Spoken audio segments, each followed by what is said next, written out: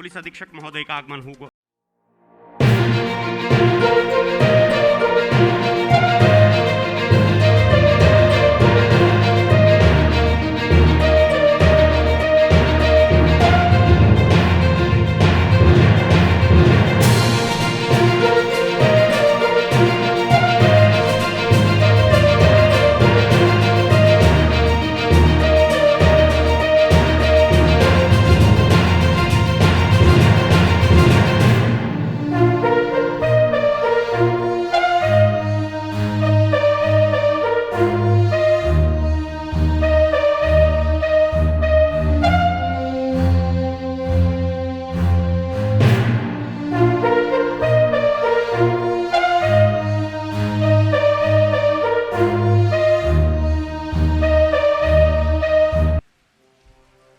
हमारे बीच आज के समारोह के मुख्य अतिथि दादरा एवं नगर हवेली के समाहर्ता महोदय का शुभागमन हो चुका है।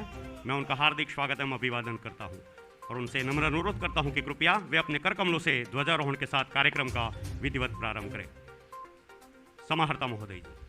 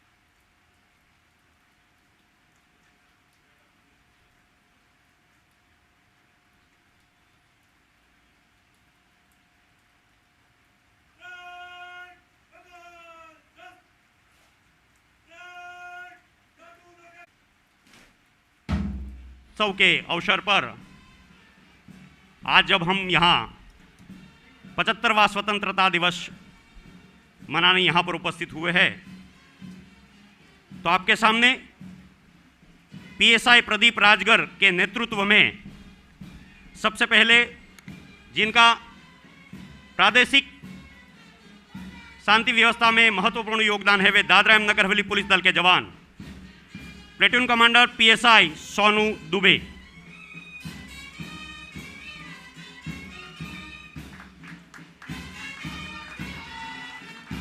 व्यवस्था कार्य में सदैव सहयोगी आईआरबी के जवान प्लेटून कमांडर पीएसआई मोहम्मद सुबी के,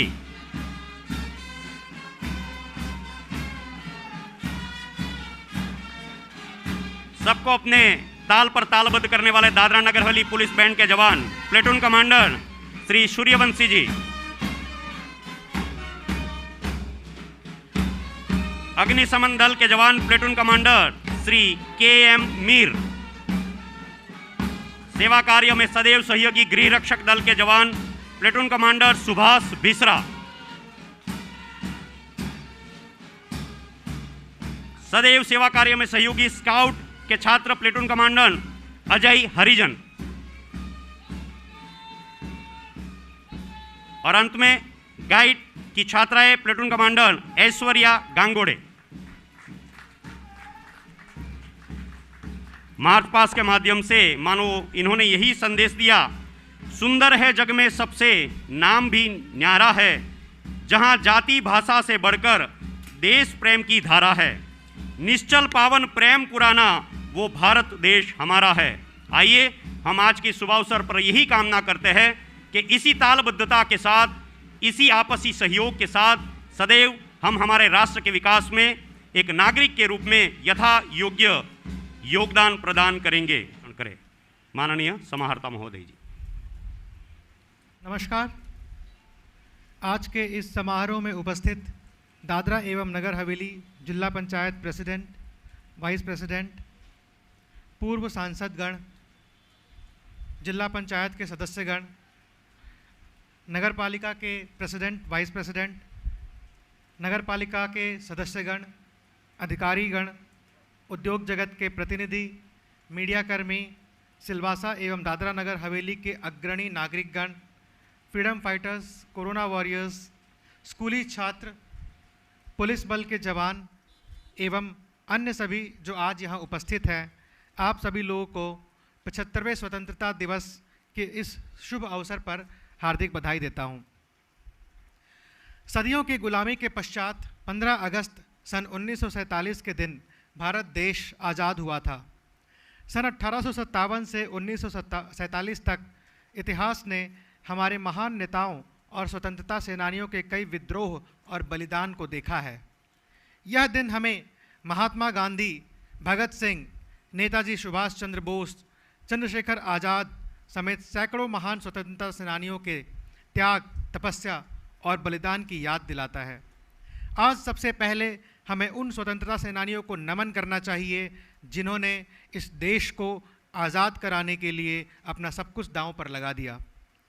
देश को आज़ाद हुए कई दशक हो चुके हैं और इस दौरान देश हर मोर्चे पर दुनिया भर में अपनी धाक जमा चुका है। साइंस, टेक्नोलॉजी, आर्थिक, कृषि, शिक्षा, साहित्य, खेल समेत तमाम मोर्चों पर भारत बहुत तरक्की कर चुका है। परमाणु क्षमता संपन्न देश भारत अंतरिक्ष के क्षेत्र में भी कई उपलब्धियां हासिल कर चुका है। विकास के हर क्षेत्र में भारत बहुत आगे बढ़ चुका है और आज दुनिया भारत की ओर देख रही है। आज़ादी के 74 वर्ष पूर्ण होने के बाद देश ने कभी पीछे मुड़कर नहीं देखा और आने वाली सभी समस्याओं का हल निकाला। पिछले दशकों में कई बार पड़ोसी मुल्कों से भारत देश को सीमा पार चुनौती का सामना करना पड़ा है, परंतु हमारे बहादुर सैनिकों ने सूझबूझ तथा निडरता के साथ इन चुनौतियों का डटकर मुकाबला किया और भारत की एकता और अखंडता को कभी भी डगमगाने नहीं दिया। इसी दौरान हमारे कई बहादुर सैनिक वीर गति को भी प्राप्त हुए। अपने देश के लिए बलिदान देने वाले उन वीर सैनिकों को भी हम याद करते हैं, उनको नमन करते हैं, जिन्होंने भारत देश का शीश कभी भी झुकने नहीं दिया। आज़ादी के बाद भारत में एक स्वतंत्र गणराज्य की स्थापना हुई और सन 1950-51 में देश के संविधान को अपनाया गया तथा इस माध्यम से यह सुनिश्चित किया गया कि आज़ादी का पूर्ण लाभ भारत की जनता को मिले। देश के नागरिकों ने जो जुल्म आज़ादी के पूर्व सहे थे, जिन अधिकारों से वो वंचित थे, उन सभी समस्याओं को दूर किया गया और देश के हर नागरिक को एक स्वतंत्र तरीके से जीवन यापन तथा अपने सोच के साथ जीने का मौका मिला। यह एक परिपक्व लोकतंत्र का ही उदाहरण है कि आज़ादी के इतने वर्षों के बाद भी कभी भारत के संविधान तथा इससे जुड़े किसी विषय पर कोई आंच भी नहीं आ पाई और जब भी संवैधानिक असमंजसता की स्थिति आई तो देश के नागरिकों ने परिपक्वता के साथ उसका मुकाबला किया और किसी भी प्रकार के आंतरिक कलह को आगे बढ़ने से रोका। इसी का परिणाम है कि देश आज विश्व पटल पर अपनी एक विशेष जगह बना पाने में सक्षम रहा है। आज़ादी के समय देश गरीबी, महामारी, भूखमरी इत्यादि जैसी बुनियादी समस्याओं से जूझ रहा था तथा हमारी विदेशों के ऊपर काफ़ी निर्भरता थी। एक समय हमें हमारी जनसंख्या के भरण पोषण के लिए आयात करना पड़ता था, परंतु हमारे वैज्ञानिकों की सूझबूझ तथा सही समय पर उठाए गए सही कदम से हम बुनियादी चीज़ों के मामले में आत्मनिर्भर हो पाए। आज प्रधानमंत्री श्री नरेंद्र मोदी जी ने आत्मनिर्भर भारत का नारा दिया है और हर क्षेत्र में यह प्रयास किया जा रहा है कि देश अपनी ज़रूरतों को स्वयं ही पूरा करे और हमें किसी दूसरे देश की ओर देखना ना पड़े। हमने यह भी देखा है कि किस तरह कोरोना महामारी के दौरान हम समस्याओं को झेलते हुए भी देश में किसी भी प्रकार की कमी से निपट पाए और अनेक बार हमने अन्य मुल्कों की मदद भी की। लेकिन आत्मनिर्भर भारत की दिशा में आज और अधिक काम करने की आवश्यकता है। कई कारणों से हम आज भी निर्यात सरप्लस देश नहीं बन पाए हैं और इस दिशा में हमें यह उम्मीद है कि आने वाले समय में अधिक सफलता प्राप्त होगी। एक विकसित देश के लिए नागरिकों का विकास काफ़ी महत्वपूर्ण है और इसका बुनियादी पहलू रोटी, कपड़ा एवं मकान है। भारत देश में वर्षों से इस क्षेत्र में काम होता आ रहा है और काफ़ी हद तक हम इस समस्या से निदान पाने में समर्थ रहे हैं। आवास की समस्या से निपटने के लिए मिशन मोड में प्रधानमंत्री शहरी तथा रूरल स्तर पर एक बड़े पैमाने पर काम जारी है और आने वाले वर्षों में इस समस्या से भी छुटकारा मिल जाएगा। स्वास्थ्य एवं शिक्षा के क्षेत्र में भी आज़ादी के बाद देश में कई कार्य हुए। सर्व शिक्षा अभियान, जैसे कि आज समग्र शिक्षा अभियान के नाम से भी जाना जाता है, राष्ट्रीय स्वास्थ्य मिशन तथा आयुष्मान भारत जैसी योजनाओं ने एक मील का पत्थर साबित हुए हैं। एक भी बच्चा शिक्षा से वंचित ना रहे, इसका पूरा प्रयास किया गया है और गरीबों का सरकारी अस्पताल में पूर्ण सुविधाओं के साथ मुफ्त इलाज हो, इसका भी प्रयास सरकार ने किया है। इसी प्रकार समाज कल्याण के क्षेत्र में बच्चों तथा माताओं के शारीरिक विकास को देखते हुए आंगनवाड़ियों के माध्यम से योजनाओं को घर घर पहुंचाया गया और एक बड़े स्तर पर कुपोषण की समस्या से निपटने में सहायता मिली। परंतु यह कार्य यहीं ख़त्म नहीं होता और जब तक एक एक बच्चे की शिनाख्त कर यदि हम कुपोषण से बाहर निकाल नहीं लेते, तब तक हमें इस अभियान को जारी रखना पड़ेगा। तभी हम सही मायने में आज़ाद भारत की उम्मीदों को पूरा कर पाएंगे। भारत के पूर्व प्रधानमंत्री जी ने एक नारा दिया था, जय जवान जय किसान, उसके साथ ही साथ जय विज्ञान का भी नारा दिया गया था। आज देश वैज्ञानिक क्षेत्र में भी काफ़ी तरक्की कर चुका है। हमारी PSLV तकनीक का पूरी दुनिया लोहा मान चुकी है और देश ने चंद्रयान जैसी परियोजनाओं में काफ़ी हद तक सफलता पाई है। हम यह उम्मीद कर सकते हैं कि आने वाले समय में इस क्षेत्र में भारत और नई ऊंचाइयों को छू पाएगा। आज आज़ादी के 74 वर्ष के बाद एक सवाल खड़ा होता है कि आज़ादी का असली मतलब क्या है।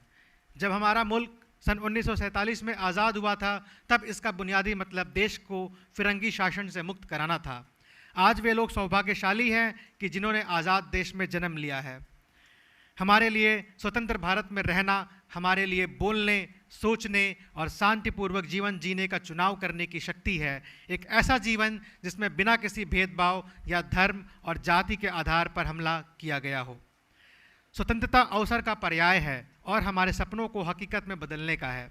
इस वर्ष हमने अपनी स्वतंत्रता के 75वें वर्ष में प्रवेश किया है और यह विश्लेषण करने का समय है कि भारत ने पिछले वर्षों में क्या हासिल किया। और निश्चित रूप से हमारे दिल गर्व से भर जाता है, अपनी मातृभूमि के लिए प्यार और सम्मान का भाव रखता है। दुनिया में शायद बहुत कम ऐसे देश हैं जिनके पास भारत की विशाल विविधता है, लेकिन इस बात को नज़रअंदाज नहीं किया जा सकता है कि अभी भी कई ऐसे क्षेत्र हैं जहां हमारे देश को सुधार की ज़रूरत है। कोई विदेशी शक्ति हम पर शासन नहीं कर रही है, लेकिन इसे नज़रअंदाज नहीं किया जा सकता है कि भारत अभी भी कई सामाजिक समस्याओं से मुक्ति के लिए संघर्ष कर रहा है। युवाओं को एकजुट होकर इन समस्याओं से निजात पाने का प्रयास करना चाहिए। तभी हमारे लिए एक स्वतंत्र भारत में रहने का मतलब भारत के नागरिक को एक अच्छा जीवन, नैतिक शक्ति और एक राष्ट्रीय चरित्र देने के लिए आर्थिक, वित्तीय और तकनीकी ताकत देना होगा, जिसकी दुनिया प्रशंसा कर सकती है। हमने बहुत कुछ किया है और हमें अभी भी बहुत कुछ करना बाकी है। एक बार पुनः आप सभी लोगों को स्वतंत्रता दिवस की ढेर सारी बधाइयाँ। विजय विश्व तिरंगा प्यारा, झंडा ऊंचा रहे हमारा। जय हिंद, जय भारत। धन्यवाद समाहर्ता महोदय जी। जैसा कि समाहर्ता महोदय जी ने बताया, जय जवान जय किसान जय विज्ञान, आत्मनिर्भर भारत और सक्षम भारत की संकल्पना को अधिक मजबूती प्रदान करने के लिए आइए हम सब आज के इस विशेष दिवस पर यही कामना करते हैं कि हम सब मिलकर प्रयास करें और भारत को एक मजबूत राष्ट्र बनाने में अपना यथायोग्य सहयोग प्रदान करें। अब मैं अंत में उपस्थित सभी से अनुरोध करता हूं कि कृपया राष्ट्रगान हेतु अपने निजी स्थान पर खड़े रहें।